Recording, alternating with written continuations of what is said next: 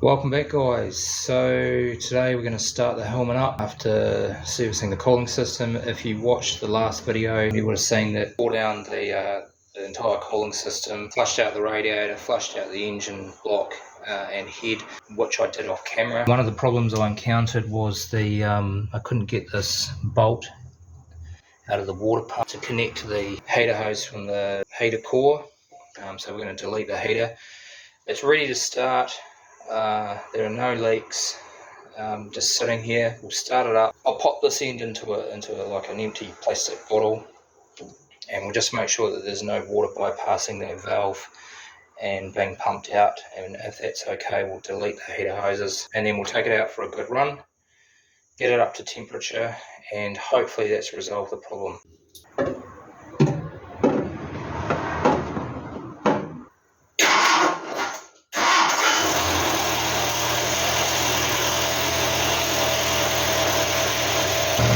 Oh, the first thing I've noticed is there's not as much chatter as there used to be with the old water pump on. So I think the water pump was making a lot of noise with that spindle inside the water pump.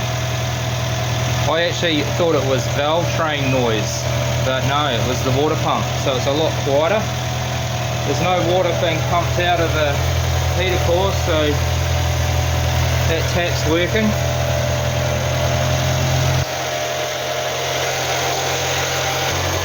No leaks, as you can see.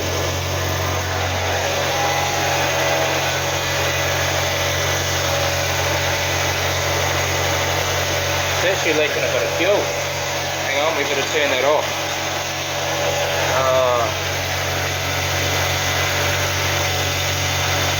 Yeah, it's leaking.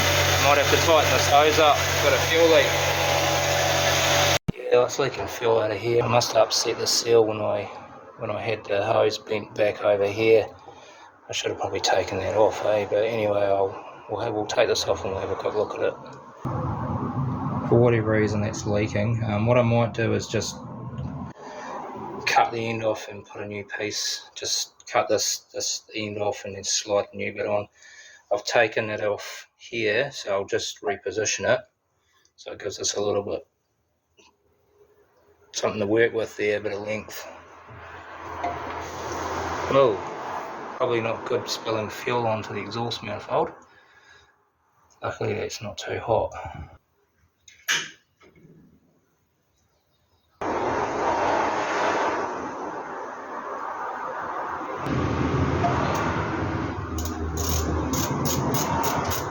Okay, well, we've got the fuel line back on. It's probably not the best design having the carburetor and fuel supply directly over the manifold system. Well, on this car the exhaust manifold is right underneath the intake manifold. I mean, it's a fire waiting to happen, isn't it?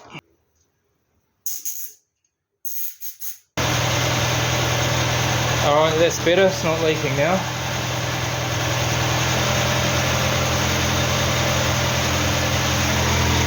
If you ever do have to replace this fuel line, well, originally I think they came out with a metal fuel line, but this car had a piece of nasty, well, like this. This is the clutch cylinder. It's bizarre. It's quite thin, so this actually needs to be changed to a proper, like, braided hose.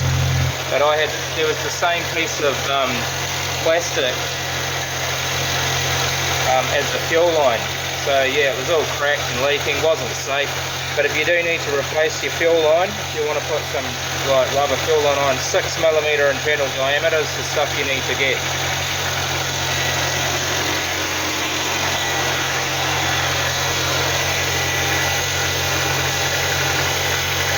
Yeah, well, that's good now, it's not leaking. Okay, so the temperature is starting to climb. Probably had it running for about 15 minutes now. And just waiting for the thermostat to open up.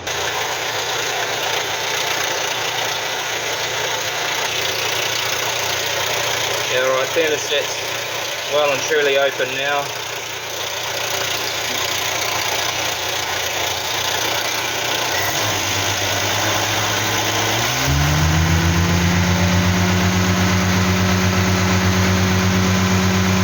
Right, so I've cut the hose to the valve which sends water through to the heater core, and I blew on it. Look what came out of it. Lovely. It hasn't been flushed in a long time. I don't know if that's rust or is it silt. It almost looks like silt. Yeah, I'm just wondering more and more about the need to take the core plugs out and see what's in behind them.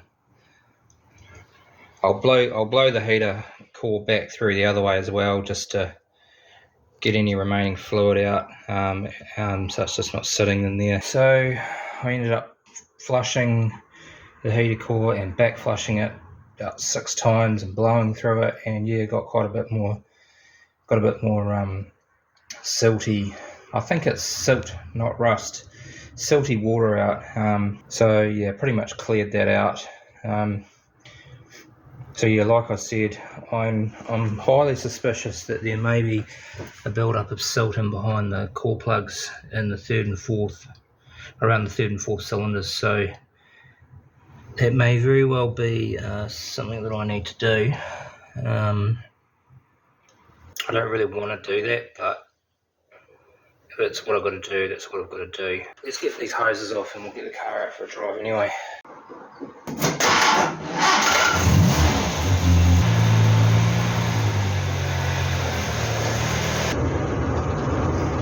Okay, well, we'll get the car out onto the open road and we'll just see what the temperature gauge does. It's just starting to warm up now.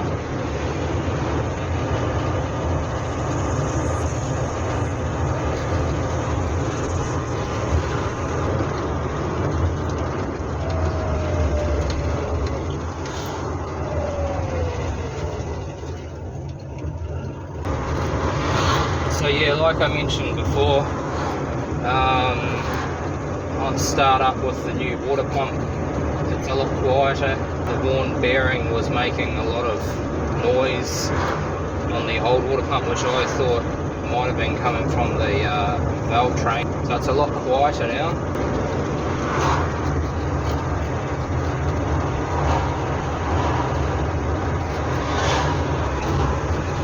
Still not up to that mark yet, so it'll be interesting to see how it goes after running the car for a while, and we'll get it over onto the expressway and get it up to open road speed and just see how the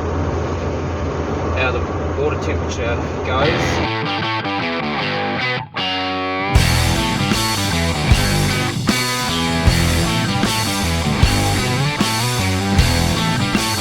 Yeah, it's definitely running cooler.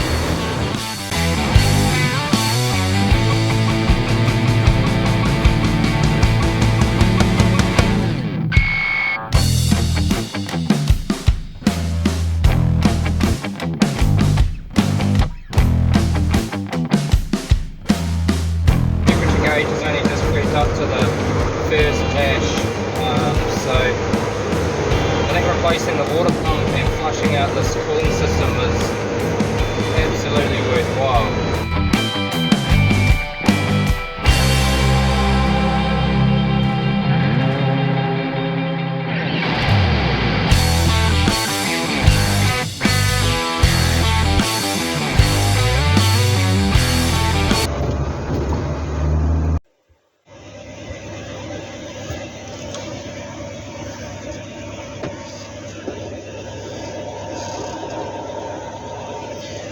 Right, well, we're back in the garage now.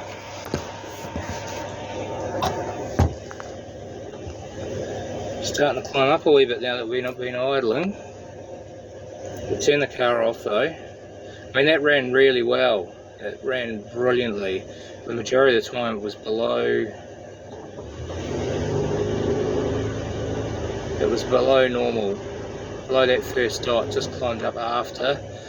Now that we're in the garage idling, turn it off. I'm pretty sure this temperature gauge is going to climb up.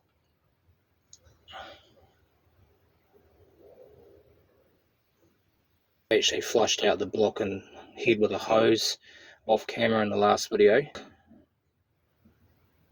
Alright, let's just turn this back on.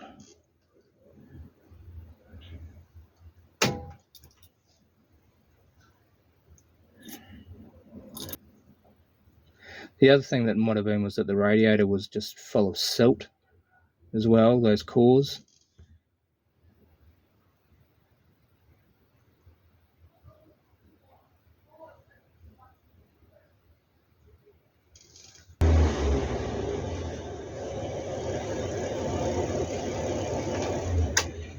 I mean, I wonder if the windings are starting to go on the gauge.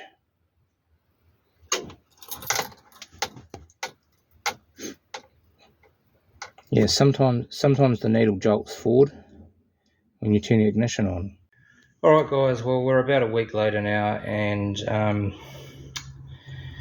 yeah, I've been having some ongoing problems with this new thermostat housing.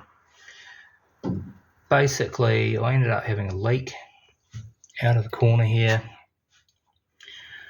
I took it off, and this new thermostat housing it's not quite, the face is not quite square compared to the original that was on here. This is a new casting. So I tore the gasket, so that came with it, so I had to make up a new gasket, smear it in silicone, put it back on, and of course it leaked. So, and it was also leaking out underneath here where the cap joins to the housing. I wasn't happy with it, and there was a lot of swearing that went on, so I took it off. And I thought, well, I'll just slap on a whole lot of silicone. So I stuck on a whole lot of silicone. It leaked. Started leaking down underneath here. Put it through a couple of heat cycles and torqued up these bolts here. Got the thermostat housing off, re-siliconed that. The gasket's slightly torn, but it's still usable, so I'll put that back on. And I'm just taking it out for another run. It's leaking again down at the back there. It's a small leak, it's not massive, but it's still leaking. I'm just going to leave it. I really need to move on from this job now. What I might do is tackle it again in the winter time. I might go and get some gasket paper and take it all off and make up some new gaskets and start again. But you know, I want to drive the car. The thing is that when things don't go right, you start hating the car, and you wonder why you own a 1960s vehicle. Anyway, so I'm just going to leave it. I've taken it out for a run, so it might just need a couple of more heat cycles, and that silicone might just seat itself and seal off the leak, but probably not. On a more optimistic note, our friend the clutch slave is leaking again. So if you've seen my previous videos, I've done a couple of rebuilds on this clutch slave. I don't understand what the engineers were thinking when they designed these cars, but why would you put a clutch slave directly over the exhaust pipe? What's happening is, I think, you know, the bore of the slave is a bit worn, and I think when it heats up, the metal expands slightly and fluid's getting past the seal, and of course it's filling up the dust boot there, and it's just that the dust boot keeps coming off. I don't really want to have to replace this, but I will if I have to. What I might do in the interim is buy some exhaust tape and wrap it around the exhaust pipe just to reduce the amount of heat coming off it onto the clutch slave. That clutch slave will be very hot to touch, so I'm not going to touch it. But yeah, I mean, it still works. It's not losing a lot of fluid, but fluid is getting past. So we'll try some exhaust tape, and then we'll see how that goes, and I might end up replacing it. The slave, I don't know. Oh, the other thing I was going to say is I actually ended up draining the coolant out of the radiator a couple of times whilst I was dealing with the thermostat there. The coolant's starting to get dirty again, so it needs to be reflushed. I think it needs probably another couple of good flushes. We might see if I can get some better stuff this time. I also tested the temperature gauge just to see if that was faulty, and what you do is you take the wire going to the sensor to ground on the battery, or you could probably ground it out to the engine. And then the gauge needle, if the gauge is working correctly, the gauge needle should go up to hot, and then when you disconnect the wire from earth, it should fall. The gauge does that, so the gauge is functioning. Someone commented that it could be just that, it is what it is with these cars, that when the fan's off, the temperature starts to rise. I guess the thing is, these are cast iron engines, so they will hold a lot of heat. So maybe that's just what it is. Maybe it is what it is. I don't know. Put something in the comments if you think that's how these engines operate. The engine does not smell hot. And this hose is cooler than this hose, so it's the radiator's doing its job, the pump's doing its job, everything's working.